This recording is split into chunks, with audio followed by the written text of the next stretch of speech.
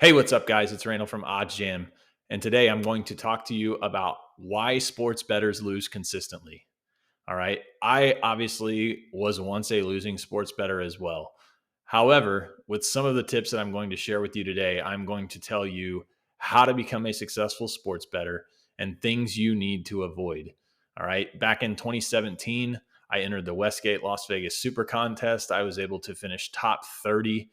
For those of you that do not know what that contest is, you pick 5 games against the spread each week in the NFL, and you get a point for every single game that you get right. It's very hard to do. Sounds easy, but when you're trying to pick 5 games every single week in the NFL, it can be very difficult. So let's go ahead and get started. The number one reason that you are a losing sports bettor is because you are uneducated. You are not familiar with the terminology surrounding sports betting. You don't know what a point spread is. You don't know what a money line is. You don't know what a parlay is. Hell, you just took the Lakers minus 8.5 and you have no idea what has to happen in the game. Like, you would be amazed at how many people I see on Facebook. Lakers minus 8.5 tonight. Is that a good bet? Like, what? Like, you just bet an NBA game and you don't know what the hell has to happen for you to win the bet? Like, why are you betting? All right. There's not one person that was successful from day one of sports betting. If they tell you that they've been a successful sports bettor all their life, they are lying to you. Bottom line. All right. It takes time, it takes patience. All right. In fact, I'm going to share with you a story about myself whenever I was in college. I placed a bet on the second half in an NBA game. It was my very first bet I ever made. It was January 20th, 2010. I remember the game like it was yesterday. I remember placing the bet like it was yesterday. Oklahoma City was playing at Minnesota. Oklahoma City was up 55-51. So they were up 4 points. Second half spread, OKC minus 6.5. All right. I assumed that this just meant Oklahoma City had to win the game by 7. However, they actually had to win the game by 11 for me to win my bet. Oklahoma City went on to win the game by 2. I obviously lost my bet. Oklahoma City minus 10.5, and I thought I had 6.5. And so I lost that bet. And it was because I was not educated in regards to sports betting. I had no clue what I was doing. I was just betting on a game to bet on a game, which is one of the worst things you can do. I had no feel for the game. I saw it was halftime. Oklahoma City was up 4. Surely they can win by 7. Now, I will tell you, at the time, the sports books used to post second half lines. So, like, you would see second half, in the book. It would show you just the second half line. And now sports books, if you log in at halftime, it just shows you what the spread is. It's just a live bet. This was back when live betting, did not really exist. After losing that bet, I realized that I had no clue what I was doing when it came to sports betting. I had no business sports betting. Like, I was just going to continue losing money if I continued to place bets on games that I had no clue about. So how did I turn that around? Started listening to podcasts to understand sports betting to the best of my ability. I took notes. I watched more games. I took note of line movement. I started, looking for certain trends to develop, scheduling spots. All of those things took me many, many years to come up with many of the tools that I use today that allow me to be successful. It's just like anything in life. The more time you spend doing it, the better off you're going to be. If you don't put forth any time and effort when it comes to sports betting, you're going to lose. It's just that simple. And then the last thing in regards to being uneducated is you have to be able to handle losing. All right. Many people think that, sports betting, you're going to win 60, 70% of the time. That's not the case. All right. In fact, you're going to lose roughly 44% of the bets you place. That's if you're profitable sports bettor. So if you're hitting 56% of the time, 44% of the time you're going to lose. That's a high number. And that's a lot of losing to be able to sustain. So you have to be able to sustain your losses And you have to avoid chasing losses, which is my second point. Bad beats are going to happen in sports. I feel like I'm on every single bad beat that there is every single night. It's easy to forget the games that you have no business winning, but you find a way to win, or rather, the teams that you bet find a way to win for you. But when bad beats happen, it's so easy to go and bet something else because it was a bad beat. And so you're chasing your losses. You're betting games that you have no business betting on. Like, if you were not going to bet the Sunday night football game, why would you bet it because you lost the 325 game? It just doesn't make any sense. Um, Losing games and chasing because you lost the game before is going to get you buried.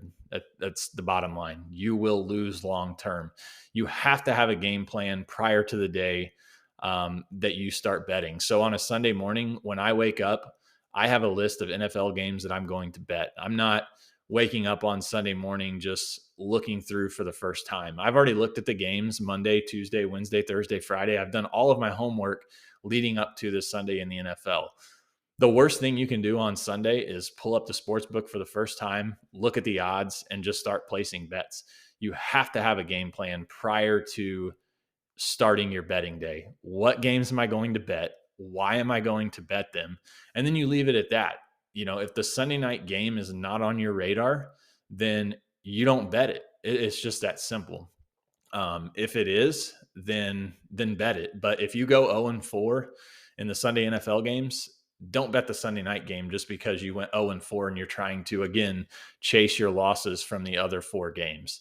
That is one thing that you have to avoid if you want to be a profitable sports bettor. You cannot chase your losses. If you chase your losses, you are going to lose.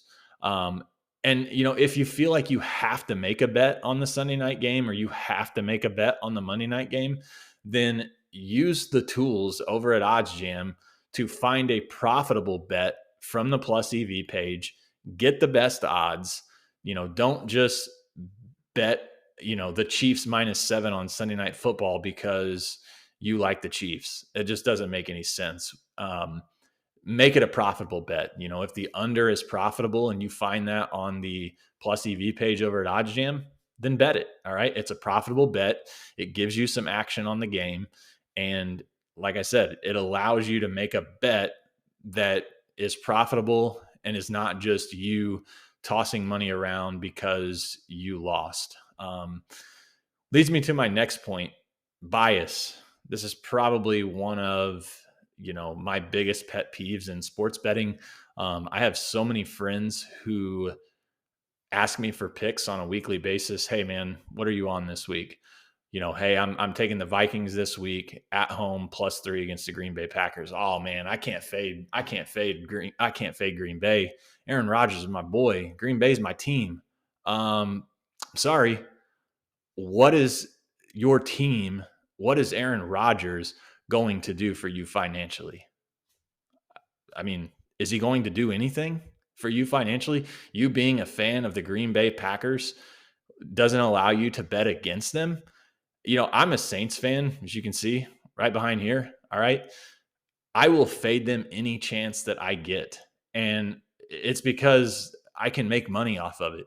Use the knowledge of your teams to make money in sports betting. These teams better than anyone else. As a fan, them better than, somebody who just watches the NFL. Maybe they like the Packers a little bit. Maybe they like Aaron Rodgers.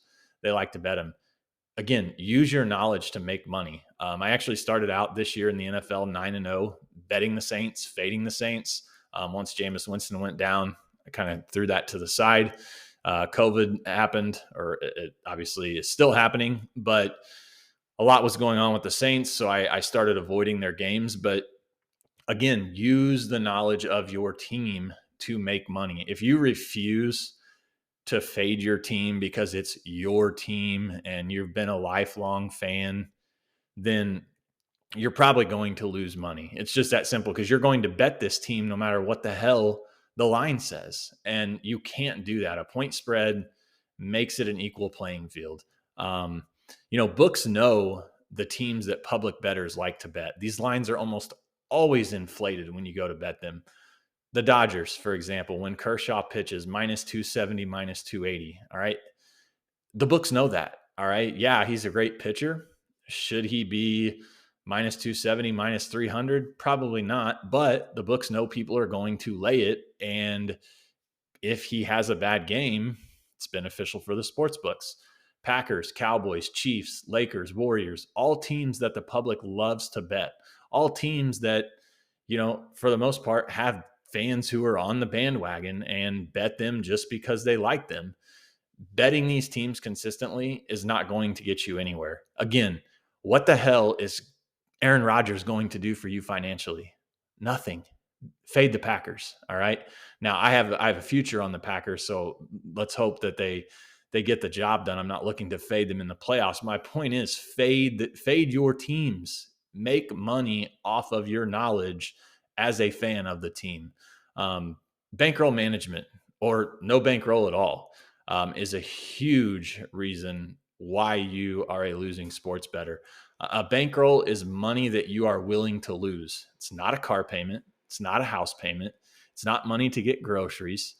It's none of that. It's money that you can throw out the window and it doesn't matter. All right. You could light it on fire and it's going to have no impact on your life. None at all whatsoever. All right. I hate losing money.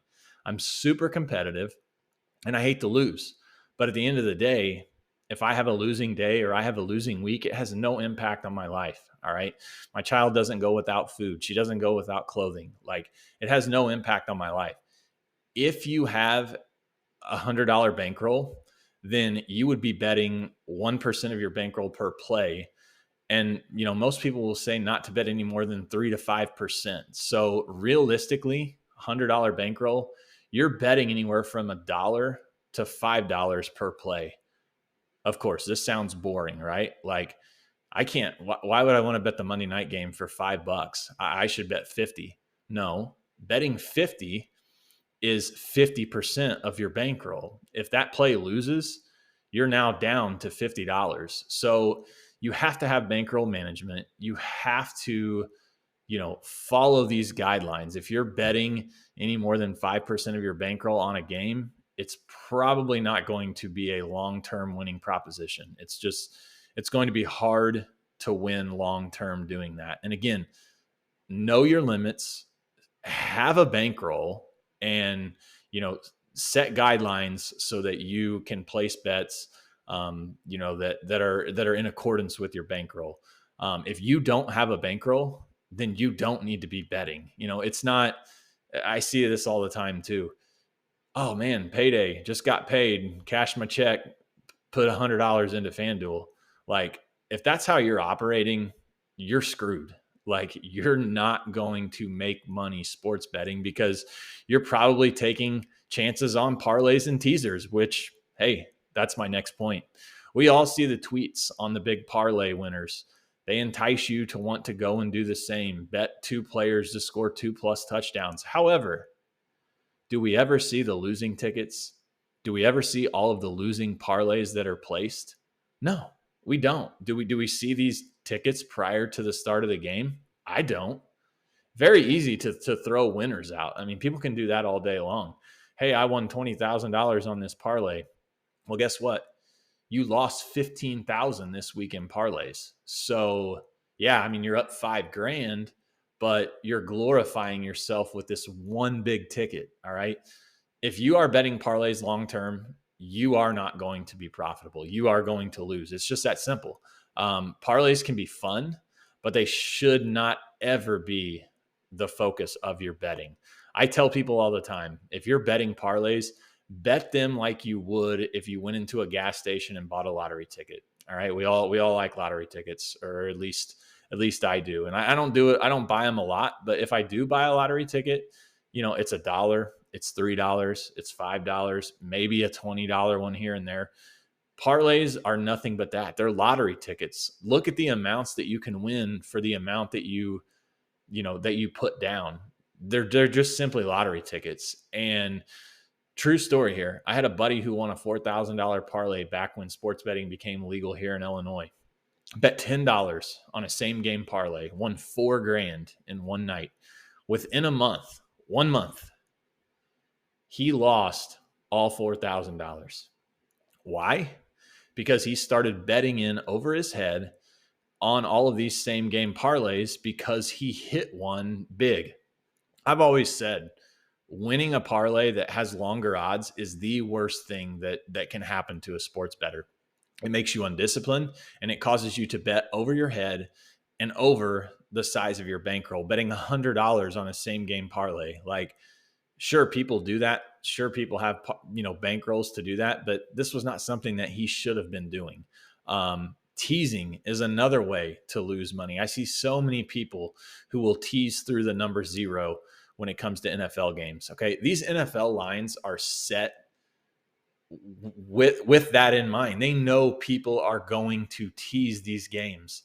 Look around, just look at the lines in the NFL. Maybe not these last couple of weeks in the NFL because players are out with COVID, teams may be resting because of playoff situations, but a lot of the times throughout the regular season, you will see -6.5, -7.5, -9.5. These are all perfect teaser numbers. If it's a 6.5 point teaser, you can take 6.5 down to a pick. If it's a 6.5 point teaser, you can take 7.5 down to -1. If it's a 7 point teaser, you can take 7 down to -0.5, or you can take -9.5 down to -2.5 so that the team only has to win by a field goal. Betting teasers is another surefire way to lose money. Again, very enticing because you're getting points, but if you're taking a team from +4 to say +3, or I'm sorry, -4 to +3 on a 7 point teaser, like if that team's going to lose, it's probably going to be by more than a field goal anyway. And if they lose by a field goal, it's a push. So it's a loss anyway. So like you're banking on the favorite to lose potentially, but only by 1 or 2.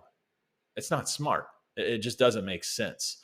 And then, not line shopping, not having multiple sports books. If you are using one sports book and that's all you have access to, you are going to lose long term. You're not getting the best of the number. So many of these games are decided by half a points. If you're betting a game -3 and you could have had -2.5 on another book, you're making a mistake, especially if it's for the same price. Line shopping is super important. And, you can get on OddsJam. You can look at the odds for basketball games, football games, hockey, whatever it is, with or without a subscription. And you can get the best of the number, before placing any single bet. And before I place any bet, I hop over to OddsJam. I look at the books and I find the best number. For example, before the season started, I bet on the Green Bay Packers. FanDuel was running a promotion. So I obviously had to bet with FanDuel, but I liked Green Bay prior to the start of the year. But let's just say that FanDuel didn't have this promotion and I was just going to bet a future. Green Bay was 12-1 on FanDuel. DraftKings had Green Bay 9-1. Why on earth would I bet 9-1 when I can have 12-1 on the same exact outcome? It just doesn't make sense. Why would you take +7.5 when you can get +8.5 for the same price? It's very similar to, gas prices. If you can get gas for $3.19, why would you drive down the street and pay $3.50 for the same gas? Again, it just doesn't make any sense. And, the last point that I want to talk about is that you should have an account with every sports book in your state. It allows you to do the most line shopping. If you don't, then you are not getting the best of the number consistently, and you're not taking advantage of all the great sign-up bonuses that these sports books have to offer. If you're not sure what these bonuses are or what sports books are in your state, email me, contact@oddsjam.com. Be more than happy to help you, give you a list of every single sports book, tell you the sign-up bonuses. I'll even hop on a call with you. We can go over all of this. I hope that you learned something today from watching this video about sports betting and, can take some of these tips to become more profitable. Okay. Sports betting is a grind and winning is not going to come immediately. It takes time. You have to be patient and you have to put the work in. Okay. With the right tools though, and the right data and putting the time in, you can become profitable. Okay. Patience, knowledge, all of those things can help you become a profitable sports bettor. Thanks so much for watching, guys. Have a good day.